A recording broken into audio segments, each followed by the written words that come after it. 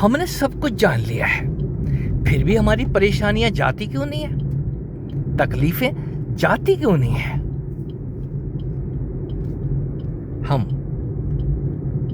और ज्यादा दुखी, प्रताड़ित होते जा रहे हैं। सब हम पे हावी हो जाते हैं। कोई हमारी सुनता ही नहीं है, तो कोई जान लेने वाला ही उपदेश करने लग जाता है। वो किसको उपदेश कर रहा है भूल ही जाता है। यहाँ कोई दूसरा सुनने वाला है ही नहीं। जब तक कोई सुनने के लिए तैयार ना हो, दंडवत और प्रणाम जैसी अवस्थाएं हमने यूं ही नहीं बनाई हैं। किसी संत के पास, किसी ज्ञानी के पास जाने के बाद हमारा पहला फर्ज बनता है हम उनको किस तरीके से प्रणाम कर रहे हैं और बदले में उनके चरणों में क्या डाल रहे हैं। एक ज्ञानी आपसे अपेक्षा नहीं करेगा, ज्ञानी ही अपेक्षा नहीं करेगा, बाकी तो सब अपेक्षा करेंगे। इसने क्या दिया है पहले ये देखो, इसने प्रणाम कैसे किया पहले तो ये देखो। ज्ञानी अपेक्षा नहीं करेगा, लेकिन आपकी जो प्रक्रिया है, आपके अंदर से जो झुकने की कला है, वो आपको स्वच्छ करेगी। जब आप उस स्वच्छता से गुजरते हैं, अपने मन को स्वच्छ, बुद्धि को स्वच्छ, इंद्रियों को स्वच्छ, वहां जाकर के उसके कमरे की तलाशी नहीं लेते, कहां पर माला टंगी है, कहां पर चित्र टंगे हैं, कौन कौन से चित्र उसने टांग रखे हैं। मनोदशा, तब मनोदशा कुछ पूछने की होती है। प्रभु इतना तो मैं जानता हूं और इसके आगे मुझे नहीं पता है, आप मुझे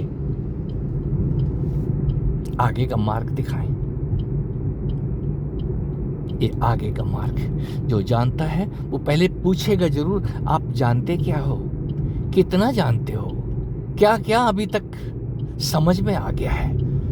तो जो जान लिया है उसको भूल जा, खाली होकर के जाओ। और जो जिज्ञासा है उस चीज की जिज्ञासा करो। आप क्या जानते हो वो महत्वपूर्ण नहीं है, वो क्या जानता है, क्या जनाने की ताकत रखता है, अभी आपके पास नापने की क्षमता नहीं है। हम नापने निकल पड़ते हैं। अरे फिर खिन्नता हाथ आती है और साथ में आता है घमंड। उनको तो कुछ नहीं पता।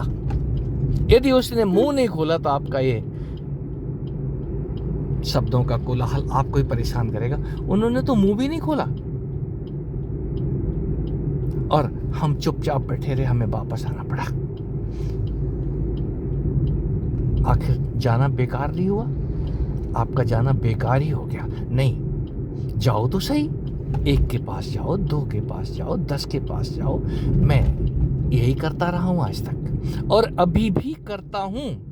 अभी भी माता चक्रेश्वरी मंदिर के दरवाजे से वापस लौटा हूं और बच्चे को ट्रेन में चढ़ाने के बाद वापस लौट रहा हूं आपसे गुफ्तगू करते हुए। मेरे पास समय निकालना पड़ता है। मैं कहूं मरने तक को समय नहीं है मेरे पास। अभी जबरदस्ती लुढ़का दिया जाता हूं, या यूं कहें कि वो काल अपने साथ काली कोठरी में ले जाता है। उसके पंजे से बच के नहीं आ जाता हूं, कहीं कुछ काम बाकी है, वहां से छुट्टी दी जाती है काल की कोठरी से। इस नौलखा जेल के अंदर दोबारा प्रकट होता हूं। होना ही चाहिए, आपके साथ भी ऐसा ही है। आपके जब तक कर्म छीण नहीं हो जाते, और कर्म छीणने के लिए ज्ञान की तलवार जब तक आपके हाथ में नहीं आ जाती, तब तक आप कर्म बंधन से बंधे हुए हैं। ये कर्म आपको बांधते रहेंगे। कोई कृष्ण सरीखा निष्काम योगी निष्कामता को ढाल बना के आगे बढ़ता है। मुझे कुछ चाहिए नहीं, ना हार और ना जीत, ना पाप और ना पुण्य।